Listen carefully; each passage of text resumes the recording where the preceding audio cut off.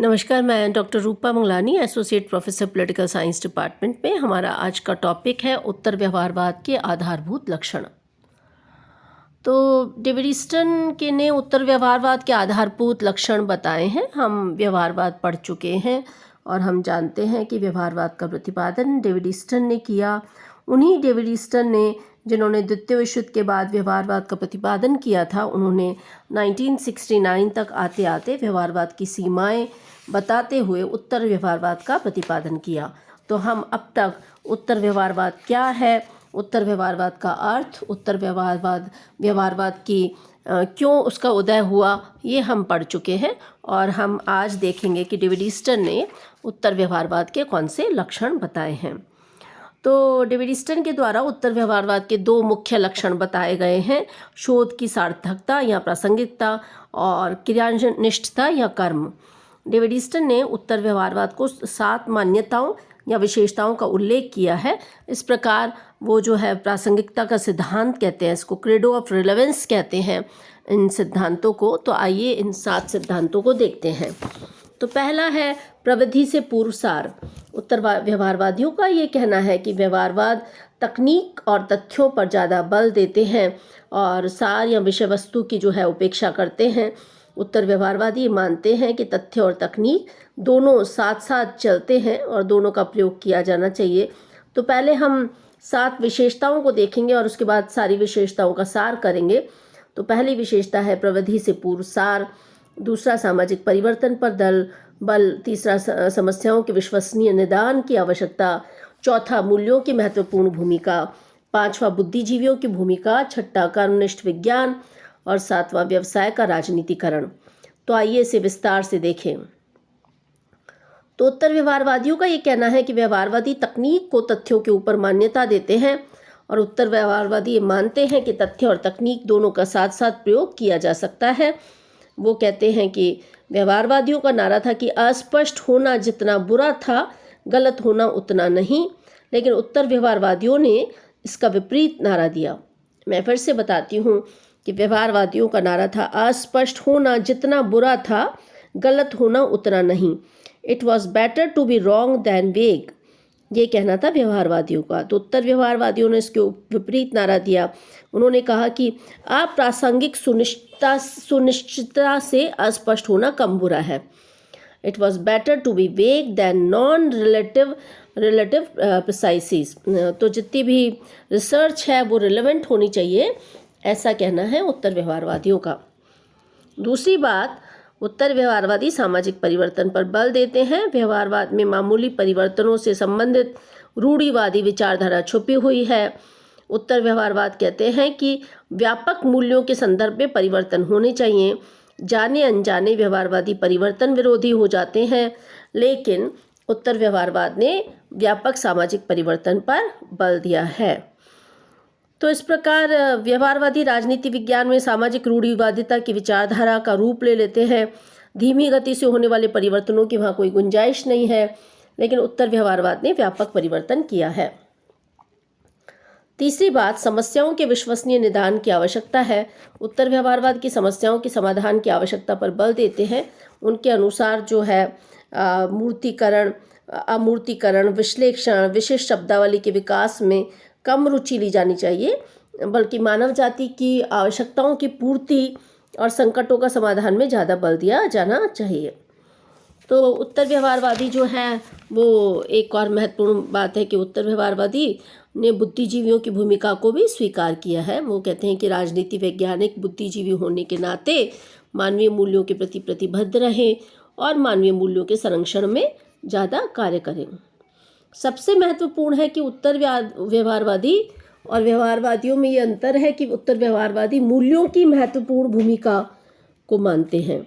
उसके अनुसार कोई भी ज्ञान, विशेषकर सामाजिक विज्ञान, मूल्यात्मक दृष्टि से न तो तथ्यों एवं प्रासंगिकता और यथार्थताओं से तटस्थ रहा है और न रह सकता है। अतः व्यवहारवादियों को चाहिए कि अपने ज्ञान की सीमाएं पहचानने के लिए उन आधारभूत मूल्यों को पहचानें जिन पर वो ज्ञान टिका हुआ है। व्यवहारवादियों ने मूल्यों के महत्व को अस्वीकार किया है, लेकिन उत्तर व्यवहारवादियों ने मूल्यों के महत्व को स्वीकार किया है। वो कहते हैं कि व्यवहारिक दृष्टि से पॉलिटिकल साइंस में हम मूल्य निरपेक्ष नहीं हो सकते। अगर हम मूल्यों से तटस्थ हो जाएंगे तो हमारा शोध बेकार हो जाएगा। तो मूल्य क्या होते हैं मैं आपको बता चुकी हूँ, स्वतंत्रता, समानता, न्याय, ये सभी मूल्य हैं।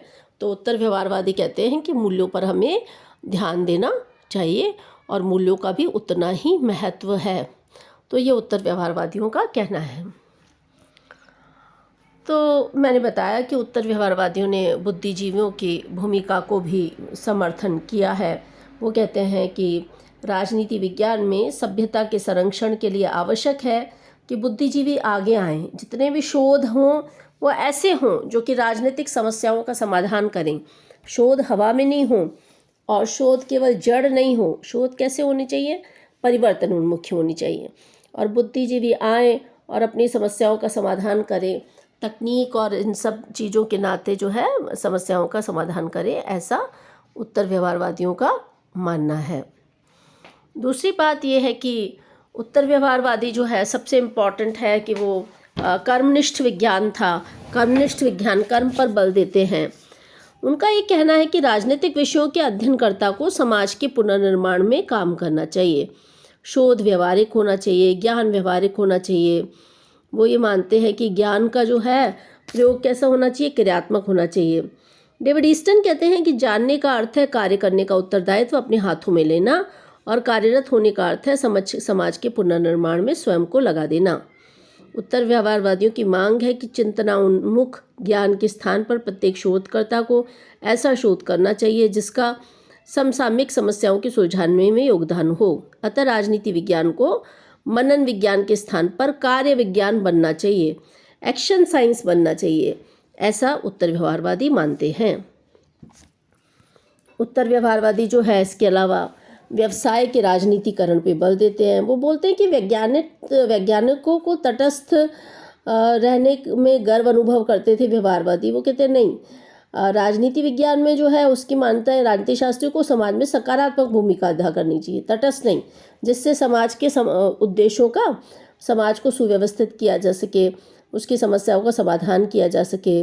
बुद्धिजीवियों के संघ और समुदाय, यहाँ तक कि विश्वविद्यालयों को भी मानव मूल्यों के रक्षार्थ संघर्ष के मैदान में आना चाहिए और जितने भी शोध हों उससे कोई ना कोई समस्या का समाधान होना चाहिए। तो इस प्रकार डेविड ईस्टन ने जो है उत्तर व्यवहारवाद के ये लक्षण बताए हैं और सभी उत्तर व्यवहारवादी इन सभी बातों से सहमत हो, ऐसा नहीं है।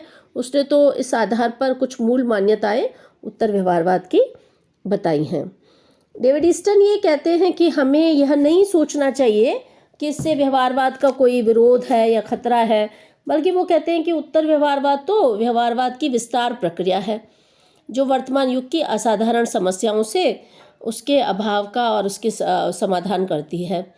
वो कहते हैं कि अगर हम शोध प्रासंगिक हो जाएगा तो और भी अच्छा हो जाएगा, इससे उन्नत राजनीतिक जीवन के लिए हम काम कर सकेंगे। तो इस संदर्भ में तकनीकी अतिवाद पर वो खेद प्रकट करते हैं और वो कहते हैं कि तकनीक का प्रयोग ऐसा होना चाहिए जिससे कि राजनीति विज्ञान में समस्याओं का समाधान हो सके। तो हमने सीढ़ी दर सीढ़ी देखा, पहले परंपरागत राजनीति विज्ञान आया, फिर आधुनिक राजनीति विज्ञान आया, उसके बाद व्यवहारवाद का उदय हुआ, उसके बाद व्यवहारवाद की सीमाएं आई और व्यवहारवाद की सीमाओं के बाद उत्तर व्यवहारवाद आया। तो इस तरह से सीढ़ी दर सीढ़ी आया। सबसे अनोखी बात ये थी कि देखिए, परंपरावाद ने संस्थाओं के राजनीतिक अध्ययन पर बल दिया, संस्थाओं का औपचारिक अध्ययन होना चाहिए इस पर बल दिया, और आधुनिक राजनीति विज्ञान ने परंपरावाद की समस्याओं को दूर किया। और उसके बाद व्यवहारवाद आया। तो व्यवहारवाद ने क्या किया? व्यवहारवाद ने जो है परंपरागत राजनीति विज्ञान से असंतोष था, इसलिए व्यवहारवाद आया, और व्यवहारवाद आने के बाद उत्तर व्यवहारवाद आया। और उत्तर व्यवहारवाद में हमने देखा कि व्यवहारवाद की जितनी कमियां थी, सीमाएं थी, उसी को उन्होंने ठीक किया।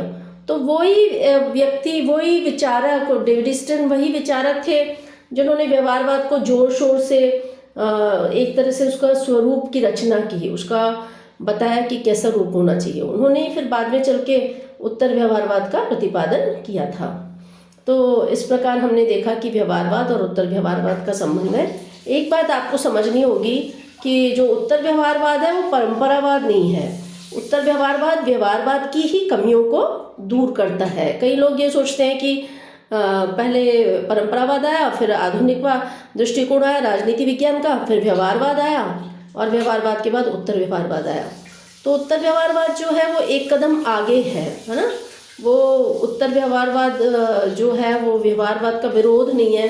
ऐसा नहीं है कि वो व्यवहारवाद की सारी मान्यताओं को ही ख़त्म कर देता है, नहीं, वो व्यवहारवाद की जो सीमाएं हैं, जो कमियां हैं, उसको वो दूर करता है और बताता है कि जो है व्यवहारवाद की कमियों को दूर करते हुए राजनीति विज्ञान को कैसे ठीक किया जा सकता है। तो डेविड ईस्टन ये कहते हैं कि ये हमें नहीं समझना चाहिए कि व्यवहारवाद का कोई महत्व नहीं है, बल्कि उत्तर व्यवहारवाद व्यवहारवाद का ही विस्तार है और वर्तमान युग की समस्याओं के समाधान में शोध को प्रासंगिकता से जोड़ता है। अतः उत्तर व्यवहारवाद हम कह सकते हैं व्यवहारवाद का अगला चरण है जो व्यवहारवाद की कमियों को दूर करता है। तो इस प्रकार हमने आज ये उत्तर व्यवहारवाद के लक्षण पढ़े और अगले टॉपिक में हम व्यवहारवाद और उत्तर व्यवहारवाद में क्या मूल अंतर है वो पढ़ेंगे और उसके बाद हमारा ये टॉपिक कंप्लीट होगा।